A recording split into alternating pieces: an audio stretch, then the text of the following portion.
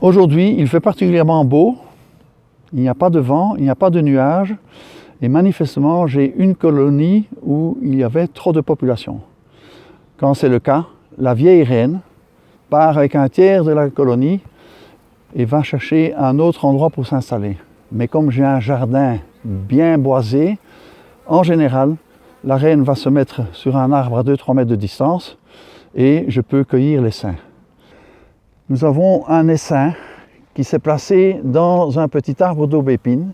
Je vais cueillir l'essaim parce que pour moi, c'est un moyen d'augmenter mon cheptel. Donc j'ai choisi d'utiliser un aspirateur à abeilles que j'ai conçu dernièrement.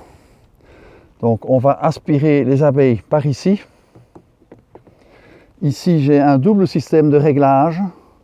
Un réglage très fin ici, un réglage plus gros ici. Et là, je suis connecté à un aspirateur domestique. Le principe étant que les abeilles ne partent pas dans l'aspirateur.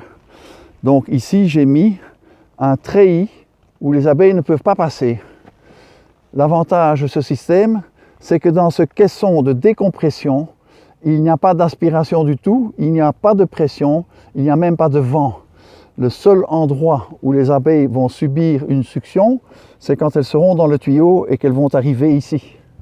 Et quand elles sont réceptionnées dans la boîte, il y a un trampoline plein de mousse et de coton qui va les empêcher de se blesser. Et ici au-dessus, c'est une ruchette 6 cadres tout à fait normale. Et dans 2-3 jours, je vais transvaser tous ces cadres de hausse dans une petite ruchette constituée de 2 hausses 6 cadres. Alors maintenant, nous allons passer à la partie la plus importante de l'action, c'est l'aspiration de l'essaim. Et avant de l'aspirer, je vais d'abord contracter l'essaim. Je vais les asperger avec de l'eau froide et l'essaim va se contracter et alors je vais commencer l'aspiration. Donc là, l'essaim va se contracter et je vais bien les mouiller. Je vais brancher l'aspirateur sur les secteurs et je vais régler précisément la force d'aspiration. Donc je vais commencer avec une aspiration très faible. Et je vais tester ce que ça provoque sur les abeilles. L'essentiel, c'est de les aspirer, mais de ne pas les blesser. Et ça n'aspire rien du tout. Donc je vais fermer le trou ici. Ce qui se passe, c'est quand les abeilles se sentent aspirées, elles s'accrochent les unes aux autres et elles résistent, elles n'ont pas envie d'être aspirées. Vu qu'elles s'accrochent. Vous allez voir par-ci par-là une abeille exploratrice qui revient. Ce sont des abeilles qui sont allées prospecter dans les environs pour voir s'il n'y avait pas un gîte qui convenait pour installer toute la colonie là-bas.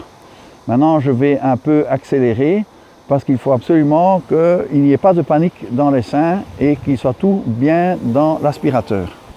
Tu constates que les abeilles ne réagissent pas violemment. Elles sont assez surprises, mais la grappe ne se défait pas.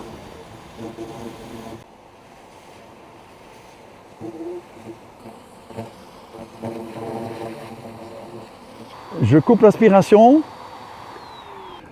Je vais le déconnecter ici. Et très rapidement, des abeilles vont dire que c'est là-dedans que se trouve la reine. Regarde, regarde, regarde, regarde, regarde, regarde. Voilà, elles ont déjà trouvé l'entrée. Si la reine a été correctement cueillie et se trouve dans l'aspirateur, alors toutes les abeilles qui tournent ici en rond, toutes les exploratrices qui reviennent, vont vouloir rentrer dans le trou. Autour du trou, il y a 2 ouvrières en position d'appel. Elles battent des ailes, elles écartent les segments de leur abdomen et elles disent aux autres abeilles, la reine est ici. Donc il y a beaucoup de chances à ce que la reine se trouve bien ici dedans. Donc maintenant, nous n'avons plus qu'à laisser les abeilles faire leur travail. Elles vont toutes rentrer toutes seules pour rejoindre la reine qui est ici au-dessus. Alors nous nous trouvons ici dans la partie magique. C'est la partie que je préfère quand je cueille un essaim d'abeilles. La reine est vraisemblablement dans l'aspirateur.